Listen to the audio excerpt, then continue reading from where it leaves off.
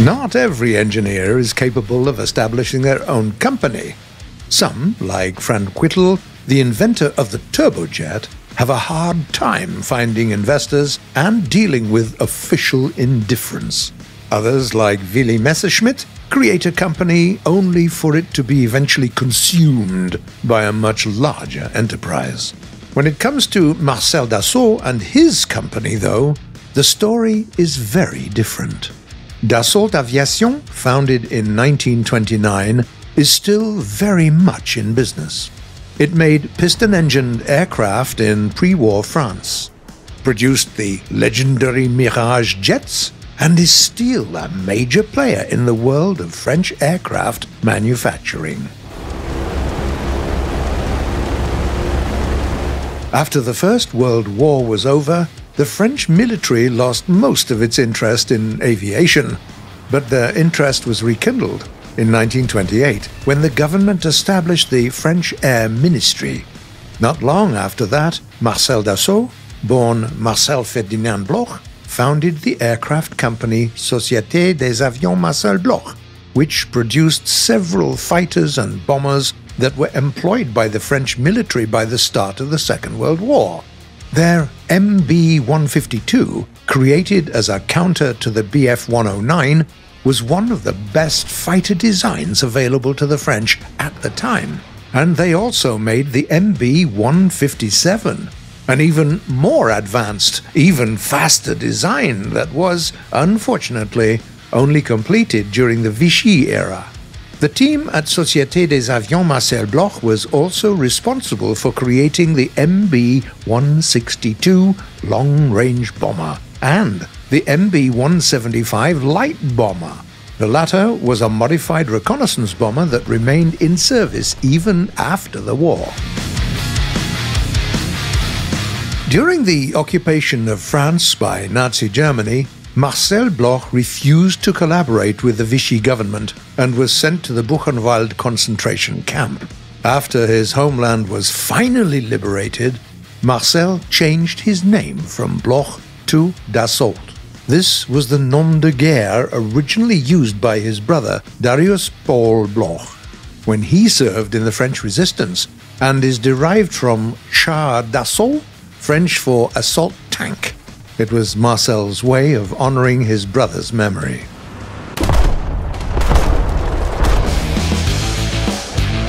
After the end of the war, the French aviation industry was in a shambles. Despite his declining health, Marcel Dassault went straight back to business.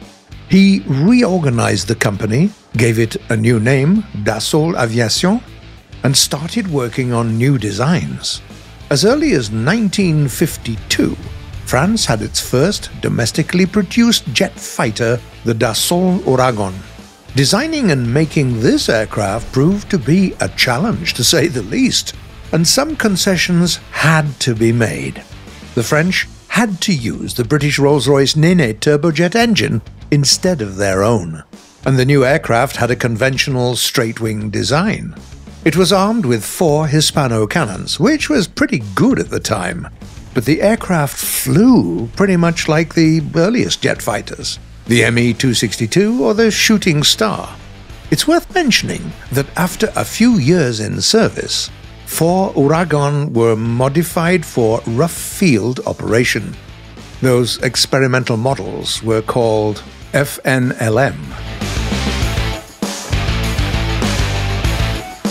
The company wasn't quite satisfied with just that. The French had bigger plans. In 1954, French pilots got their first Dassault Mystère 2Cs, basically a radically improved Ouragan, incorporating the experience accumulated by German engineers at Mauser and BMW. The straight wing was ditched in favor of a new swept one. The aircraft received 30mm DEFA cannons and was finally fitted with a domestically produced engine.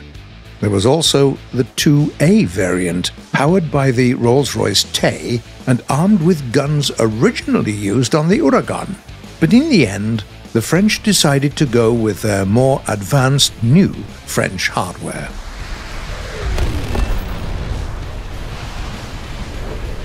The last mystère to see the light of day was the B-2 fighter bomber, also known as the Super Mystère. That was the first ever European supersonic aircraft to enter mass production. Thanks to a powerful afterburner-equipped turbojet engine and a new thin wing with 45 degrees of sweep, this new Mystère had amazing performance. Furthermore, it was equipped with Sidewinder missiles. Basically, it was ready for everything.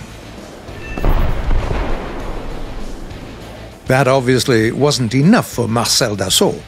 In 1961, not one, but two new cool Dassault aircraft entered service in France. The Étendard 4M, the Standard 4M, a carrier-based ground attack aircraft, and the Mirage 3C, a second-generation fighter jet. The former was known for having lots of great weapon choices, and the latter was fitted with excellent radio-electronic equipment. Both designs proved to be extremely successful, remaining in service right until the very end of the 20th century. The Mirage 3E is probably the most popular Mirage model. Unlike the first production models, it was a true multi-role variant, making use of a new radar, an upgraded engine, and a radar warning receiver system. Not to mention that it could also be equipped with decoy flares. As we've said, Dassault Aviation is still very much in business. The company is working on the fourth generation of jet fighters, new business jets, and lots of new aircraft. Really, the baby of Marcel Dassault didn't just survive World War II and the Cold War. The designs made at this company are still popular all over the world. So tell us please, what are your favorite aircraft made by Dassault Aviation? Tell us in the comments below. We're waiting.